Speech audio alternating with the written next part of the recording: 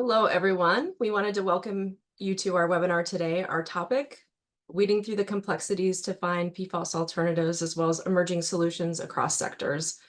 I wanted to do a few introductions before we get started. My name is Melissa Crompton. I am the head of our consumer products sector at RTI International's Innovation Advisors. I will be moderating our webinar today, and I wanted to give you just a quick snapshot of the Institute and Innovation Advisors before introducing Kayla and our topic.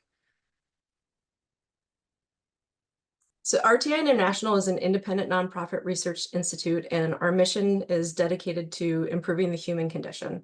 So the unit that Kayla and I work for is RTI Innovation Advisors. We're a 60-ish person innovation and sustainability consultancy within this mission-driven institute. As a collective group, we have expertise across hundreds of disciplines and more than 50 years of experience partnering with anywhere from corporations to nonprofit institutes, universities, foundations, state, federal agencies, et cetera, to help them solve their most complex challenges. We're known for bringing more of a multidisciplinary approach supported by very deep technical expertise as well as colleagues, with extensive insight, strategy, foresighting, experience, et cetera. We excel in not only discovering the issues and uncovering root causes, but also solving those challenges and implementing and commercializing those solutions as well.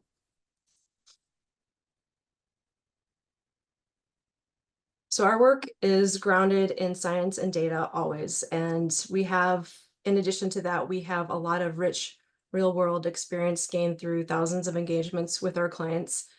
And though we have a lot of experience with the topic today, we work extensively across the sustainability spectrum to empower our clients to build more innovative, resilient, and sustainable futures. So now that we've talked a little bit about who we are, let's get started.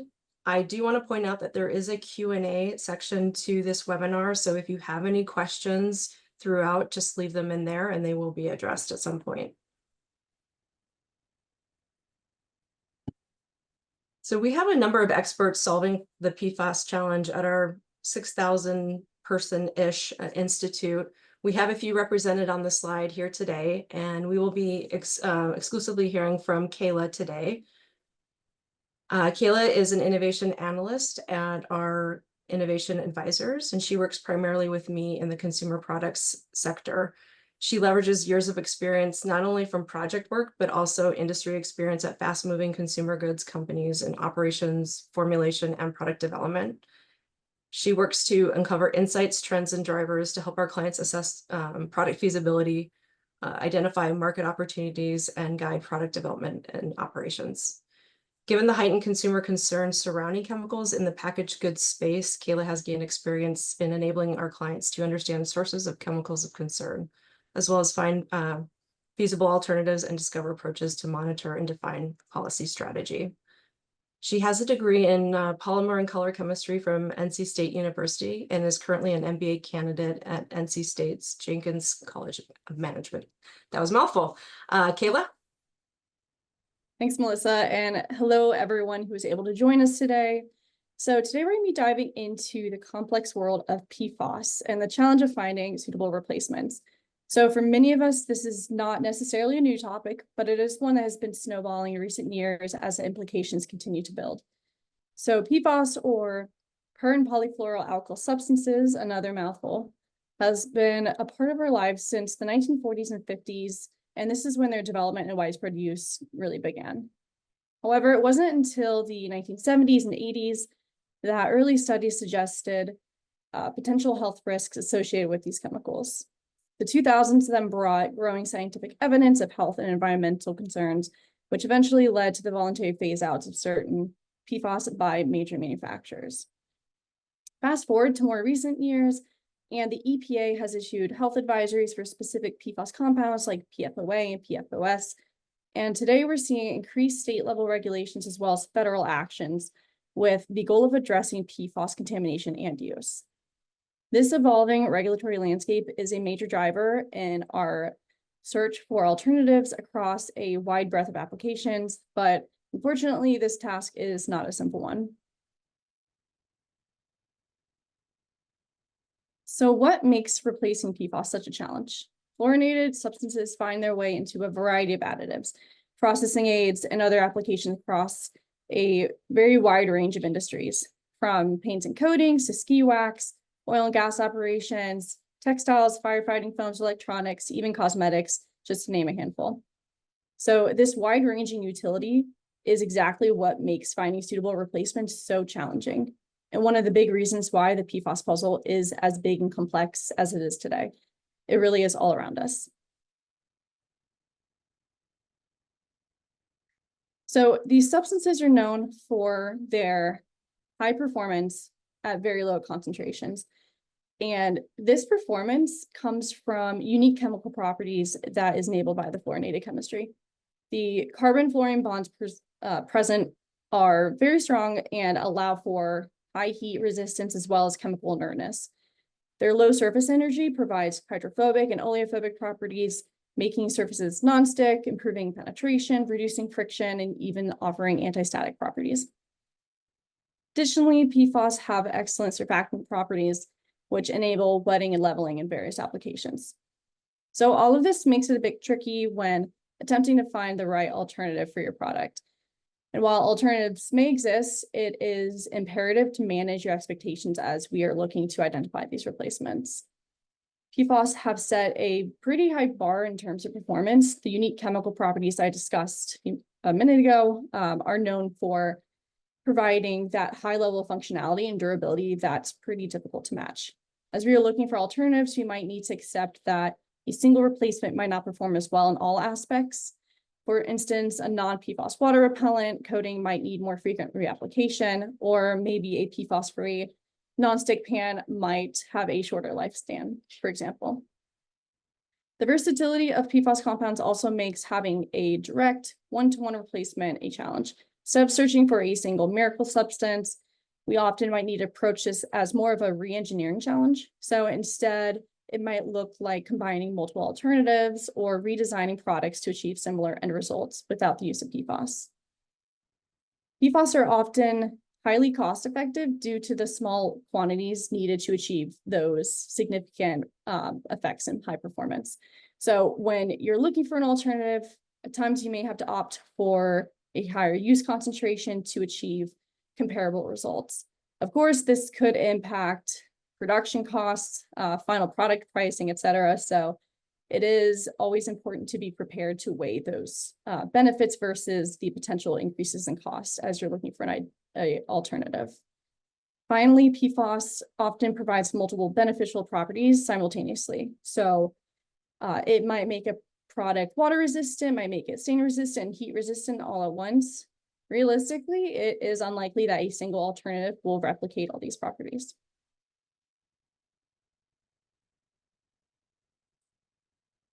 So given these challenges, we've worked with many different companies to help them navigate that process of identifying, testing, and implementing alternatives to PFAS throughout their product portfolios as well as their supply chains. As a group, we have a range of different frameworks and methodologies we use depending on the unique client goals. But for scouting PFAS replacement specifically, we typically stick with this approach that I'm about to walk through. So this replacement, thank you. Our PFAS replacement scouting approach involves a structured 4-phase process. In that framing step, we start by clarifying what are the essential characteristics and performance needs. Depending on what that specific application and use case is, we'll then explore analogous solutions in both adjacent as well as niche fields addressing comparable technical issues. So we'd like to cast a very wide net at this point in the process to ensure that nothing is off the table.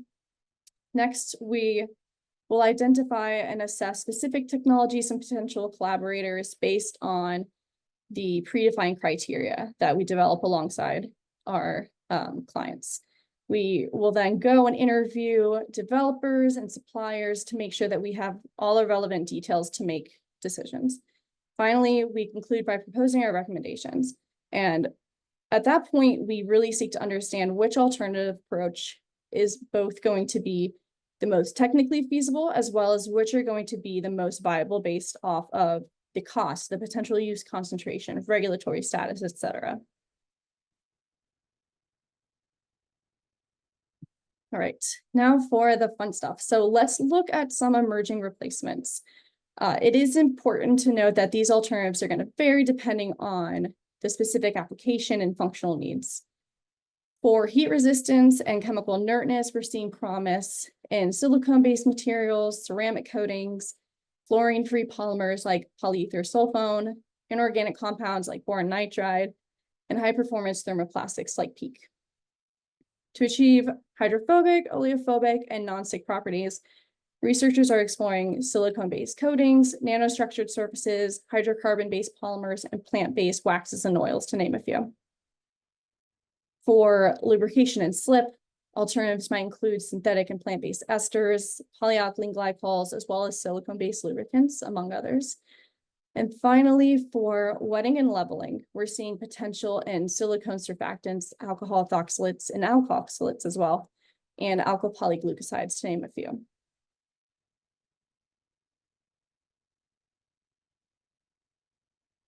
All right, so over the next few slides, I'm going to briefly review some cases where we applied the framework I previously walked through to identify alternatives across each of the 4 functionalities that we just discussed. So first up is a focus on heat resistance and chemical inertness. So we had a client approach us with a pressing need to replace PFAS-based membranes in their water treatment application. The challenge here was that the membrane needed to withstand pretty intense chemical and thermal conditions while remaining stable throughout the product's life. Using the process I walked through, we identified several non-PFAS high-performance membrane options, including polycation doped polybenzimidazole, sulfonated terpolymer, and functionalized cellulose-based materials as well. And ultimately, this work allowed our client to quickly and confidently find an alternative for their membrane and allow them to prevent any potential launch delays and mitigate future concerns regarding PFAS components in their product system.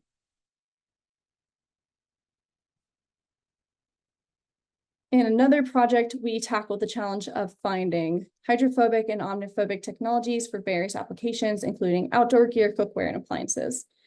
We were able to help our client understand the wide breadth of approaches available and identified both commercially available technologies for immediate testing, as well as some of those more early stage technologies that they could monitor for future potential. We found that a variety of nanostructured surface preparation approaches showed promise in their relevant applications. In cases where no existing product on the market met the desired specifications that they were looking for, we leverage RTI's in-house technology labs to actually test and prototype various approaches.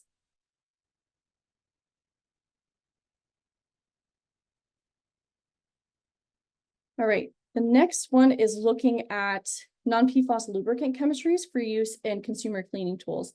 So the challenge here was focused around maintaining that friction-free performance while also ensuring that the lubricant could adhere to the moving parts in the tool and that it was able to withstand variable temperatures during freight and typical use of the product. In the end, we were able to identify several promising alternatives, including polyalpha olefin-based greases with aluminum complex thickeners, polydimethyl siloxane base with silica filler, and mineral oil based options as well.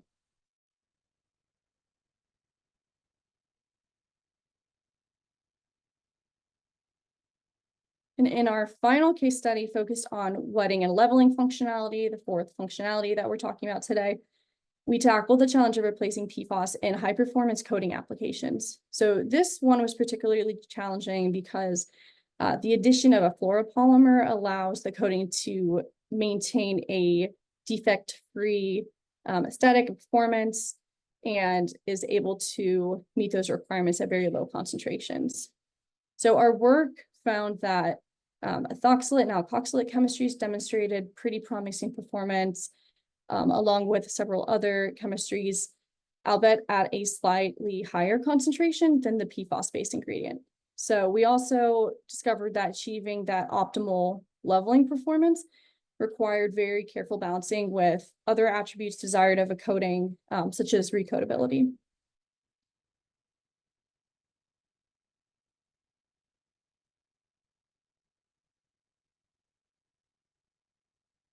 So as we look to the future, we do recognize that solving the PFAS puzzle is just the beginning. Our vision does extend beyond merely identifying and implementing alternatives to PFAS. We're also looking to build and conceptualize an emerging chemicals of concern center of excellence within RTI to help address chemicals of concern today, as well as those that might present unique challenges in the future and down the road. So this center would not only conduct technology scouting for different commercial solutions, but we would also support laboratory development where none of those suitable alternatives exist currently. We also aim to assess both the toxicological and environmental risks of alternative chemicals, as well as what we term do no harm assessment. And the do no harm assessment is designed with the understanding that when a chemistry becomes a breakthrough innovation and gets used in ways that were not originally intended, there is a risk for unintended consequences. This assessment is our way of attempting to mitigate that future risk and trouble that we are all currently trying to tackle today with the case of PFAS. We're currently in the process of identifying funding mechanisms for this initiative. So if you are interested in learning more or potentially collaborating, we'd be happy to discuss this further. And with that, I will hand it back to Melissa. Thank you, Kayla, for giving us a little peek behind the curtain on how we are addressing PFAS challenges currently with clients, as well as what we hope to do in the future. We wanted to take some time to address some of the questions that were submitted by participants upon registering for the webinar. So we'll go to that Q&A portion now. The first question that we have is, what are the best analytical methods, literature publications, and external testing labs with expertise in testing for PFAS? Yeah, so analytical lab methods for detecting and measuring PFAS are continuously being developed and validated for different types of media. So including biomatrices, drinking water, soil, fresh water. For instance, the CDC has a procedure for analysis in human serum, while the US EPA has standard methods for air emissions and drinking water. For consumer and industrial products, ASTM International commonly sets standards as well. I think a good resource to check out for additional information and guidance on analytical methods and relevant literature may be the white paper that RTI wrote for the Consumer Product Safety Commission in June 2023. This is titled Characterizing PFAS Chemistries, Sources, Uses, and Regulatory Trends in the US and International Markets. Our team all contributed towards that across RTI, and there's a lot of really valuable information there. And one of our experts within RTI, Jennifer Redman, would be a great contact for you to reach out to as well if you have additional questions on this topic. And as far as testing labs go, with expertise in testing for PFAS, we do have expertise within our institute, as do other commercial and university labs. And once again, if this is something that you're interested in learning more about, feel free to reach out and we can connect you with the right people. Thank you, Kayla. Our next question is, what challenges exist in the disposal of PFAS-coated materials? This is a great question. So waste management of products containing PFAS can be a pretty large source of PFAS release into the environment. Landfills are one localized source of PFAS release in the environment because PFAS containing products break down and concentrate in landfill leachate, which can then enter environmental media if it isn't properly managed. In the case of compostable materials, PFAS containing products like compostable food packaging might be used in agricultural operations. The life cycle of PFAS containing products do present a circular waste management challenge because these compounds are known to persist in the environment long after the original use has passed. So one of our RTI experts, Keith Weitz, would be a great contact for you to reach out to if you have additional questions on this topic. Perfect. Our next question is, are there any early insights or research into similarities with PFAS and ceramic coatings? Yeah, so there's a few ways to think about this question. So we can look at it from a performance perspective or maybe a toxicity perspective. Some products are marketed as ceramic alternatives to PFAS, but may not be traditional ceramics in the strictest sense. For example, Sol Gel. So these are typically marketed as ceramic-like, ceramic hybrid coatings. They typically contain silica-based materials that form a network structure, and they tend to provide good water and oil repellency, but may not necessarily match the longevity of PFAS and the durability of PFAS. And I believe early studies show that these alternatives are innocuous. That being said, it's always important to note that research in this area is still very ongoing, and the full potential and limitations of these types of ceramic coatings as PFAS alternatives are not, fully understood. So more studies are going to be needed to evaluate their long-term performance, durability, safety, and environmental impact across different applications. Yeah, absolutely. All right, we'll go to our next question. What industries have seen the most success in replacing PFAS in their applications? Yeah, so success, I think, is likely too early of a word for this moment in time. We've been down this road before with PFAS replacement, where the industry switched from long chain to short chain, thinking they could have improved toxicity profiles. However, after these were released on the market, studies began to show that that was not necessarily the case. So this trend of replacing bad actor chemistries with new molecules with little testing is often referred to as substitution whack-a-mole. And where I am cautiously optimistic about success, I think there's some really interesting results coming out of the non-fluorinated ski wax offerings. And this is one of those industries where there were pretty strong sensitivities regarding the replacement chemistries, given both the strong performance of PFAS-based products for skiing performance, as well as the close contact of the application to water sources. Another industry I'm very hopeful about is processing aids, where PFAS is used in the manufacturing of other goods. We've heard from several clients that they've, for the most part, been able to remove these without too much issue. And at a research level, in the world of sustainable omniphobic coatings, we are seeing a lot of early stage research focused in this space with promising results. Great, thank you. Let's see, we probably have time for one more question. Let's do this one. What industries conversely are struggling the most with identifying viable alternatives to PFAS? Yeah, so the medical device and semiconductor sectors seem to both be facing pretty steep hurdles when it's coming to identifying alternatives. In the medical device industry, you've got the dual pressure of stringent regulations and the need to maintain high performance standards, and those are collectively creating quite a large barrier to change. And these companies are finding themselves caught between that regulatory compliance as well as the critical need to ensure that their devices are, of course, functioning as intended. So making the shift away from PFAS is pretty complex in this case, and it is a delicate balancing act for sure. Meanwhile, we are hearing a lot that the semiconductor industry is starting to more so see the magnitude of the challenge within their supply chains and product processing as well.